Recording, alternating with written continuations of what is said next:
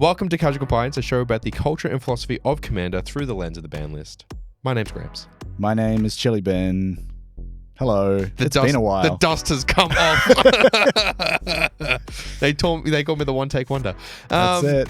It's been a while. Throw those cobwebs out. Exactly. We had a fun time at PAX. Mm-hmm. We had a fun time with Spider-Man. Yeah. And now we're back in doing things as they go. Limited Resources came out last time, Which was the core shot. episode. It was shot 2 months prior to when it came out. Because that's just how busy we got. That's Oops. just how busy life gets. And today we're wanting to go straight back into it because that's just how we roll, really. I mean, yeah, we're halfway through the ban list, maybe? We are way more than halfway. Okay. We are running out of cards. No, we need more cards banned. I think there's still a decent amount. There's 17. Okay. But there's things like anti we haven't talked about. You're right. So yes. there's some of those other items on the ban list that would be interesting. Well, the first item on the ban list that we're going to talk about today is, I haven't looked at this, I just spun the wheel and then changed the tab immediately. It's Erayo, Soritami Ascendant. Okay. What do you know about this card before I bring it up? Absolutely nothing. Have you heard of some fun cards that were printed in Kamigawa called flip cards? Now, you say flip, but what you mean is rotate 180 Yes. degrees, right? Because we have flip cards. So yeah, but before flip cards, Yeah. these were the flip cards. Uh-huh. It's one of those. I have one of these.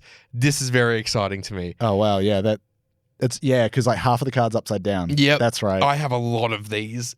And I also have an Erayo. So this is... Great. Yeah. You can't play it. Erayo, Soratami is, I guess, the way that would be. Ascendant. Yes. And I don't know what Ascendant is. Kami I don't something. Anyway, so a 2-cost, 1 in the blue. Yep.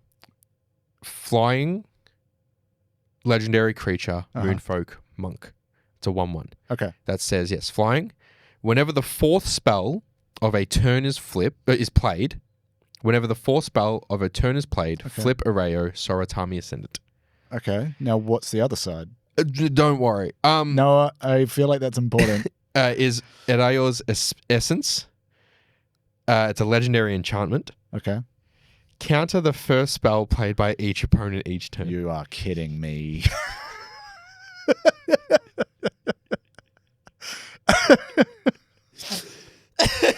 The first spell each turn? This first spell each turn played by each opponent.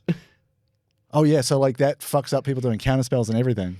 Yeah, baby! Oh, my God. Another one that I really wanted to put in a Laura and I couldn't. And it's a 2-cost to get the creature half out. Turn 1 play. And then you've just got to bang 4 spells on a turn. Turn 2 play. Anyone... You can get that on turn 2. It counts other players' spells, right? It's not four that Yep. you cast. Mhm. Oh, my God. Yep. That's a turn 2 play. Well, it's also... I wonder if there's also, like, another side of this where it discourages interaction. Because like, if you're going to counterspell while that's out, you're going to be pushing the spell count up and make it easier for that thing to turn around. Mm-hmm. Okay. Oh, that's a fucking blue card if ever I heard it. I like it, but I can see why it's banned. Why can you see it's banned? Because it can be your commander. Yeah, Having access to that kind of effect throughout the entire game is ridiculous. Okay. I'm thinking about some other cards that stop interaction like this. Like, you can turn 1 Erayo the same way that you can turn 1 a Static Orb. Yes. Which you can't even play counterspells at this point because all of your stuff's tapped. And you can only untap 2 things at a time. Yeah, but how much mana do you need for a counterspell? 2, Uh-huh. to be fair. Uh-huh. But then none of your creatures untap. Okay. And then, but also I can think of things in like not even research phases coming straight to my head. So this will be very wrong. I'm sorry, internet. I'm not sorry. Things like Mirror of Life Trapping, which is like, oh, I play a creature. No, I fucking didn't. Well, then the one that was in there previously does come out. Yeah, yes, but it delays things more and makes you not want to play creatures. I think a delay or a reduction in pace, as is the case with Static Orb, is quite different to the first thing anyone does Only each the turn. first? Yeah. So you've just got to like So it's And going to... only opponents, I can play spells whenever I want. Yeah, which is like... you see why that's a problem. Like, if it also affected you, maybe If that's... it was fully symmetrical. That's valid. Yeah, okay. But it's still... Like, because I feel like there's an angel that says something like, counter the first spell each player plays for the game. I can't remember the name of it. I'll have to look it up because like that was the first thing that came to mind for me because I thought about putting that in my Angels deck. Yeah. But that's first spell of the game, or like first spell after it comes out, something like that. This is gross. I would know. This is kind of like the turn off the game, you don't get to play thing. I wonder what formats this is legal in as well. Well, because also even if this was in the 99, it's a 2-drop. Pretty easy to go and find that. Well, do you think this? I mean, this is something that doesn't exist, so it won't be a thing. But like, do you think this could be one of those cases where banned as commander would be possible? No, because I think the effect it has, if it came out at any time during a game, that is, I would straight up demonic tutor. It's not fun. I would demonic tutor. Yeah, you and a lot of people. It would be. It's a 2 cost. It's an auto include. Yeah. I'm looking at the set symbol. Yeah. I'm going to try and remember the set that it's in. Because it's one of the old Kamigawas. Yeah, because we have Sock, Bok, and CHK. So I'm not going to say that one. What's CHK? So Champions. Champions Kamigawa. Yeah. I think this one is Sock, Saviors of Kamigawa. Saviors, yeah. Because Betrayers of Kamigawa was a 4. It was the 4-point, the shuriken. The demon blade that Naruto shadow clones into. I haven't. And then Sasuke throws 2, and then the Zabuza jumps and it goes under. Okay. And he's like, missed. I've not seen. And then Naruto's like, whoosh. Not seen that. Put the clip in. I will not. I'm gonna send it to you. You want us to get sued? Yeah, just a clip. Pew. Let's research. I guess so. Yeah.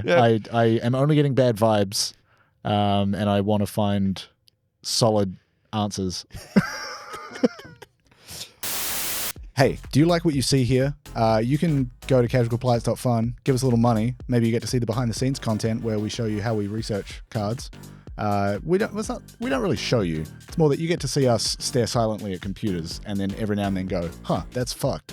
I awkwardly talk the whole time. Yeah. You get to see me awkwardly talking the whole time. You can join us at the, see if I can remember this, it's been a while, the Untapped tier, which will get you access to the Discord. You can come and chat to us, tell us when we get things wrong, and do that in real time. The Upkeep tier will get you access to the bonus content, a little bit of merch discount on the store. I don't think there's anything else. Then there's the Unban tier, where you get a little bit more of all of the above, and we'll even shout out your name, just like Spider. Thank you for your ongoing support of our silly little venture. Thank you, Spider. Welcome back to Casual Compliance. We are talking about Erayo, Soratami, Soratami's Ascendant? Soratami Ascendant. Soratami There's no Ascendant. apostrophe S on the end of that. It's because it's Erayo's essence on the other side. Yes. So Erayo Soratami Ascendant is a 1 and a blue for a legendary creature, Moonfolk Monk. Yep. A 1/1 with flying, and whenever the 4th spell of a turn is played, flip Erayo. Easy peasy. Yeah. No problems at all. How regularly are you playing 4 spells in a turn? We'll get to it. The flip side is Erayo's Essence. It's a legendary enchantment, so you can only have 1 on the field. It's fine. Counter the first spell played by each opponent each turn. Yep. More brutal. It's gross. It's more brutal. Real gross. So this card was banned in 2014. Mm-hmm. It was banned at the same time as Rofalos. Okay. Our boy Rofalos. Yeah. Episode 1 all the way back. Shout out. And Braid's Cabal Minion. Okay. At the same time, Kokusho, the Evening Star, came off the ban list. I've put that in a deck before. That's gross. It's a fun. So there's your kind of your checks and balances at the time. Now we said banned because unfun. Pretty much. It's locking out 3 players from doing a lot of stuff. You don't get to play Magic. Well, it's like you do, but you've basically got to burn your first spell every turn. Commander's mana curve is generally, it's a small 3. It's like it always looks like a middle finger. A little bit. Yeah, it's always like someone's flipping you off. And yeah. So printed in 2005 for Saviors of Kamigawa. Mm-hmm. Sock. Banned 2014 September, like I said. When played as a commander, Erayo leads decks that cast and flip her early, leading to games where even targeted removal is often ineffective. Yep. Worse, a flipped Erayo does not always send a strong signal to newer players that the game is essentially over. Yes. It's that old Library of Alexandria again. The natural result. You know when they hyphenate instead of just fucking put the whole. Anyway, breaks, sorry. Yeah. The natural result is a play pattern that is nearly always one-sided and oppressive. Yeah. Because it's only targeting opponents. It's very one-sided, unfortunately, which is quite brutal. Yeah. What I do like here is that mention of it doesn't send a strong signal to newer players that the game is essentially over. Yeah. This is a very interesting thing in Magic where once something gets down a certain way, the game's done. Yeah. And especially in Commander when it's a casual format, it's so easy to just go, I don't think it's even worth seeing the rest of this game out. Let's just start a new one. It's less. You get an interesting vibe in a format with 4 people versus the regular 4 of formats where you play best of 3 kind of thing. In a best of 3 format, it's acceptable to scoop. In my opinion, sometimes it's actually if you don't scoop and you grind things out, you're the problem. Yeah. But that's a discussion for a different format. But for Commander, it's a bit of an interesting one because scooping can sometimes be seen as scooping early, especially, is sometimes seen as like a negative action because we want to play out our decks and do our things and do our combos. So if you scoop, you stop that person from doing it. But at the same time, if 4 of us are down, the board states this way, and it's like, cool, you have all of the advantage and the 3 of us cannot keep up. Yeah. The game is over. Yeah, what's the point? Can we restart? Yeah. That is a discussion. Yeah.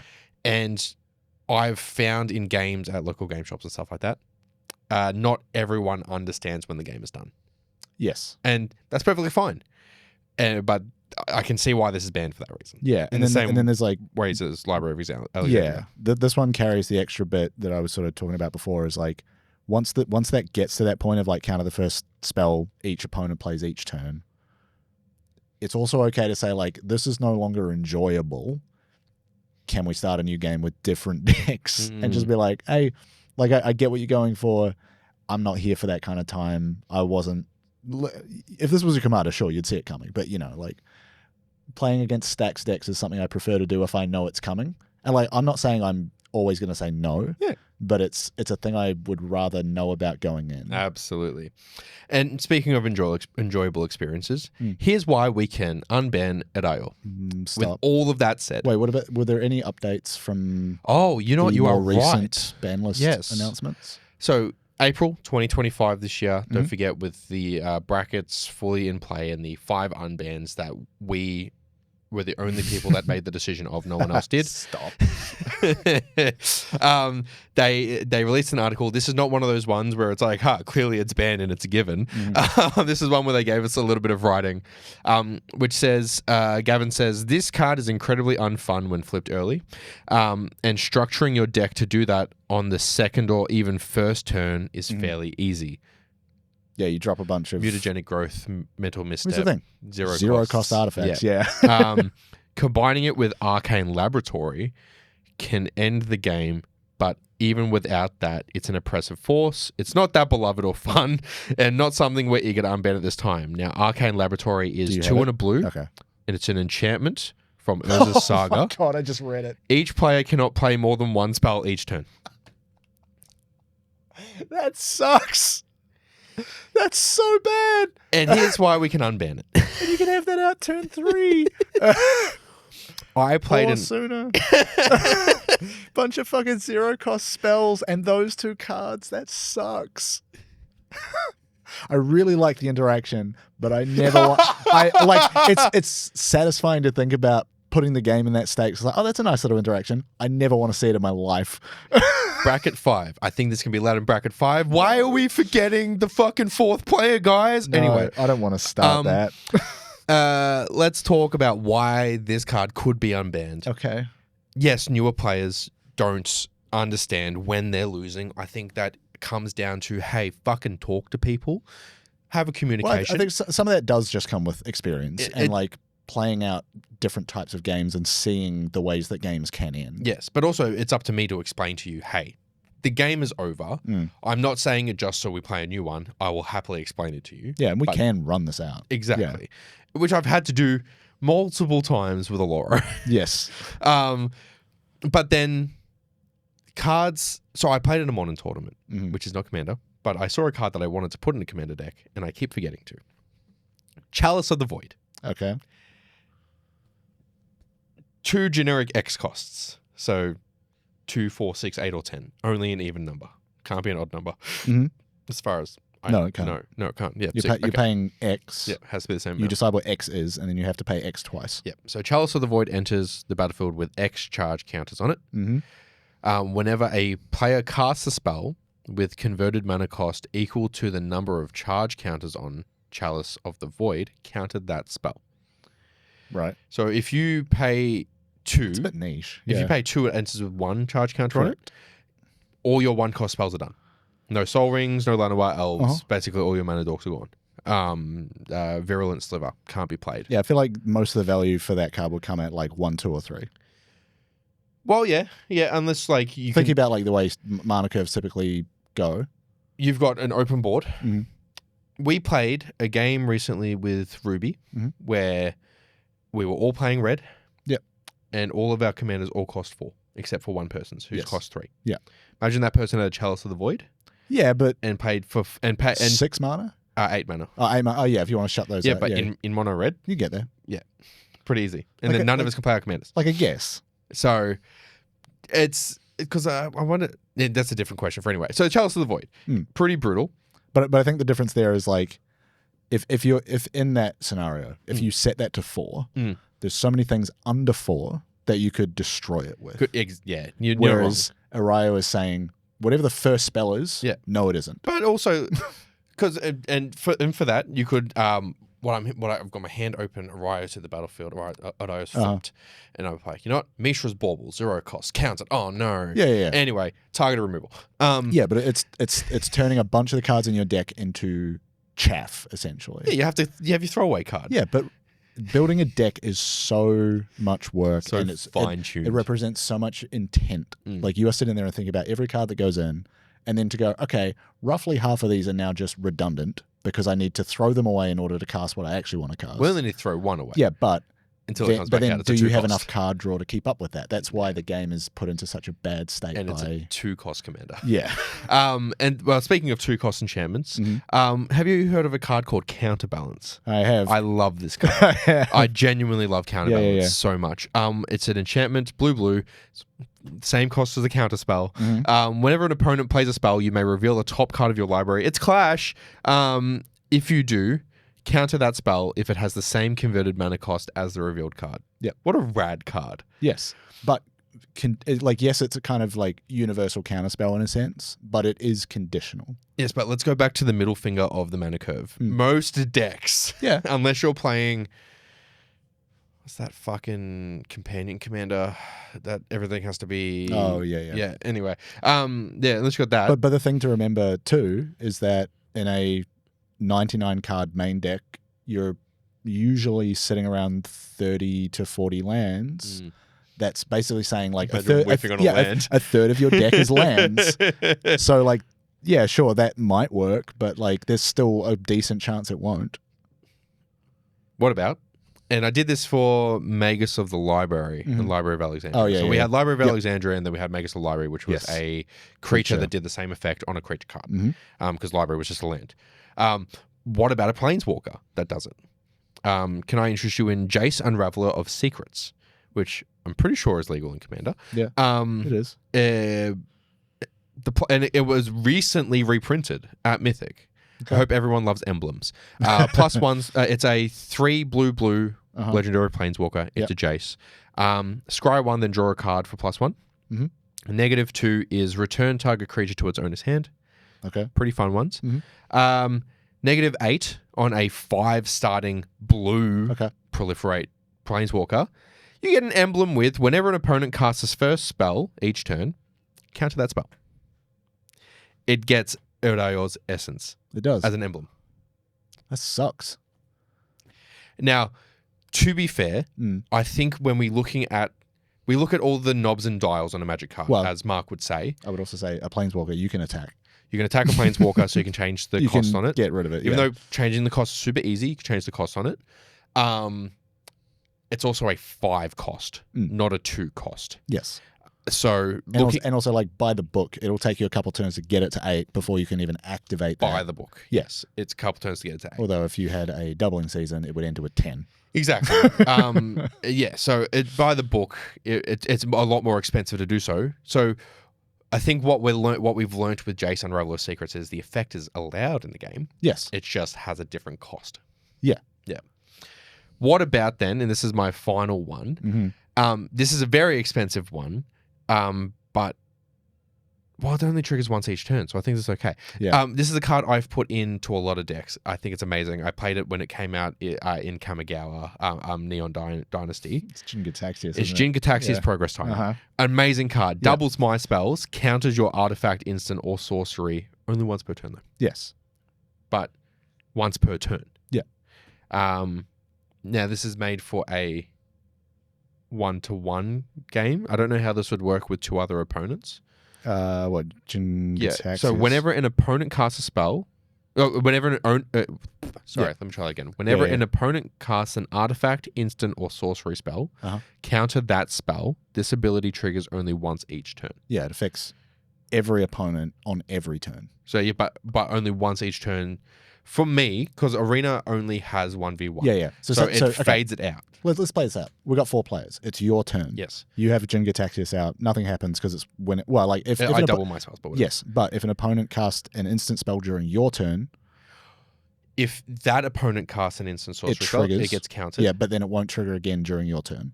So even if... So that one can then counter. Because it's saying that Jin Gataxias during your turn, that ability...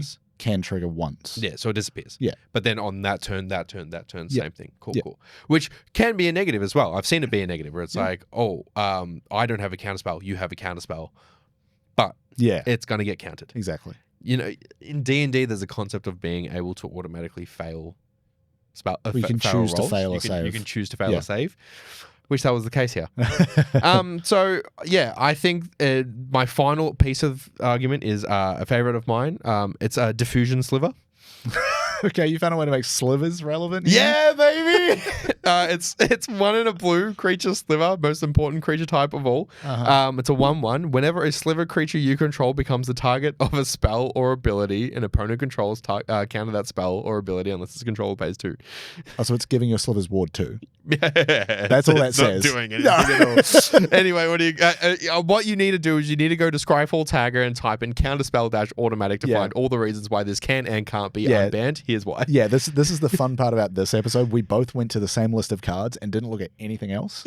Because I went to the same list of cards with a different mindset, which was looking because like having a permanent that can just like pop off counterspells on a trigger. Yeah. It does seem to be acceptable. Yes. With either higher cost or more restriction. Like Jace. Yeah.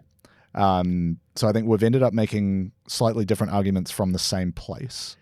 Which is fun. Yeah. It doesn't happen often, but usually I go to Reddit. I didn't go to Reddit. We like it. Yeah. Let me find what I was going to start with. So one that is actually like pretty powerful against certain types of decks is Boromir, Warden of the Tower. Boromir was played so much on Arena. I hated it. Yeah. So 2 and a white for a 3/3 legendary human soldier with vigilance. Whenever an opponent casts a spell, if no mana was spent to cast it, counter that spell. Yep. And that doesn't have any other restrictions. It's just if they didn't actually pay anything for it. So think about like Cascade, Discover, all those sort of abilities. Any cost reductions. Yeah. Well, you'd need something that like is reducing it literally to 0. Well, it's like Void Mirror. Yeah. It's like color. If you spend nothing. Yeah. To cast it gets counted, yes. And it's only in color. So if you're I'll get to that. But it also says sacrifice Boromir, creature you control gain indestructible until end of turn, and the ring tempts you. So like, there's also some extra juice. That was the part that always fucked me. Yeah. We talked about counterbalance. That one's like everything has to line up for it to kind of pop. Yes, it has to be a different effect. Yeah. The other one that I kind of like is the idea of this like permanent automatic counterspell. It counters it and then does something else, or like gives you something in response. Dovescape. Yeah. Is so funny. So 3 and then 3 Hybrid Azorius for an enchantment that says whenever a player plays a non-creature spell, counter that spell. Full stop.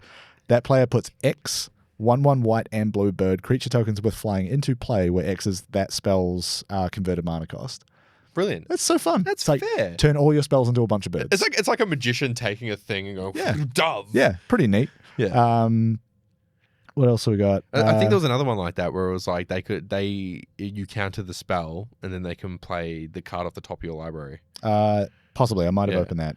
There's one called Ice Cave from Apocalypse.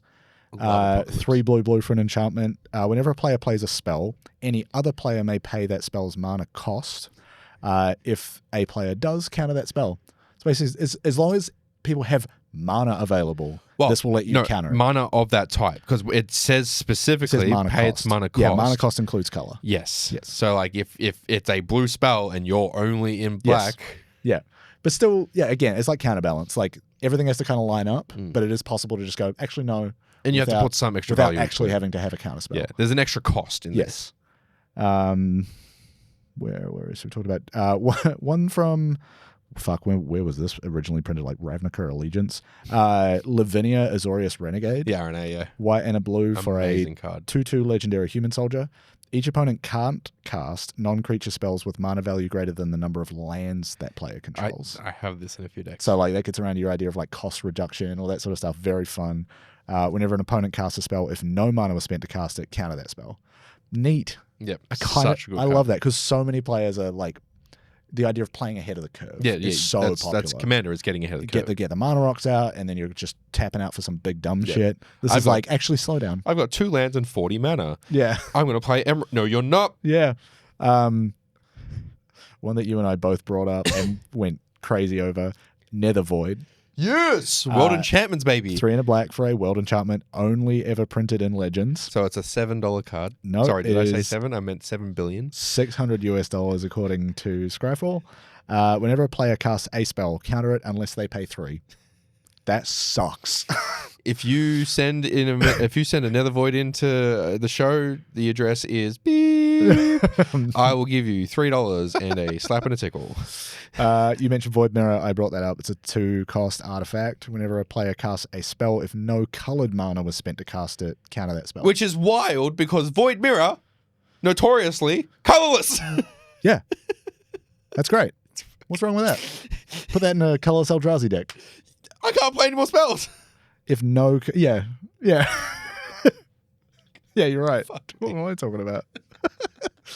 You just get it out. You say, okay, I'm done. Oh, thank God it doesn't stop to void decks. Holy shit. What is this? Swindler's Scheme. 2 and a blue for an enchantment. Whenever an opponent casts a spell from their hand, you may reveal the top card of your library. If it shares a card type with that spell, counter that spell, and that opponent may cast the revealed card without paying its cost. That's I think the most fair check and balance for this. What if you paired Swindler's Scheme with one of those cards about if it's cast for no mana, it gets countered? Yeah, because you reveal the card, they can play it net zero. All you do is you're countering their spell based on type match, which is a bit easier to hit than mana value. Yes. Because you put Void Mirror down. Paying for free means no color mana was cast. Or like Boromir, where it's like you literally are casting for nothing. Yeah. That's fun. Fill your deck full of 0-cost spells. Yuck. But yeah, that's kind of all I found. I think there are 2 really good things out of this discussion. Yeah. The first one being the mechanic's fine.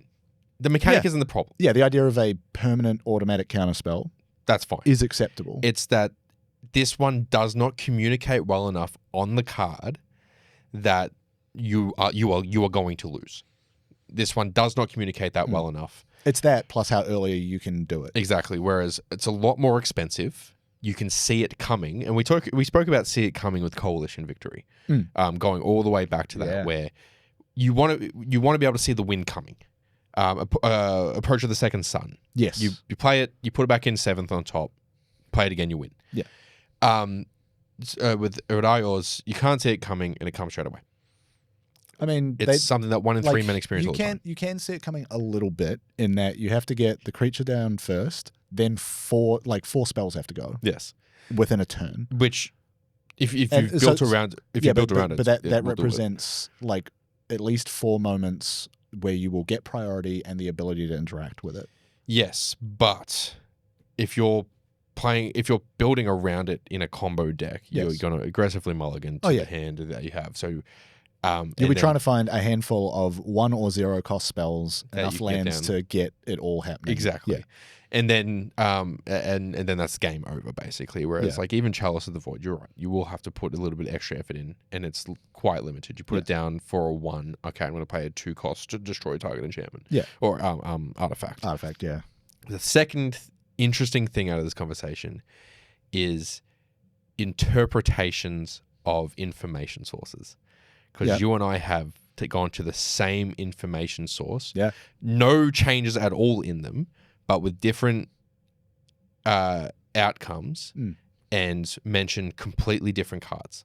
Yeah, like same mechanics, same cards, but it's all about like you were looking for the idea of an automatic counterspell is fine, Yes. and I was looking for yes, but Yes. like under certain conditions, it's acceptable. Whether that's a higher cost, having to jump through more hoops, or you're countering the spell. Like in this case of Dovescape, you're countering the spell, but then giving them something in return. There's a balance. Yeah, or like with counterbalance and things like it. Like certain conditions have to match exactly Yep. for it to happen, Yep. which is a little narrower than just counter it. Yeah, and there are unbalanced Yes. versions as well, but the balancing then, instead of being on the card, is in the cost of the card, like Chalice of the Void, Or where Jace. it doubles up. Where it's 5 costs and then you've got to get it up to 8, and Exactly. then you can activate that ability. Yeah, or like for every one, it targets a single mana cost, and then you have to like double the expense to get it. So,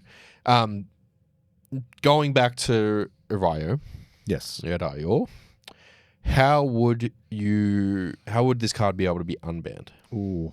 I think if designing it now, what would change? Yeah, I think because like getting it to flip 4 spells in a turn, like I don't think that's too bad.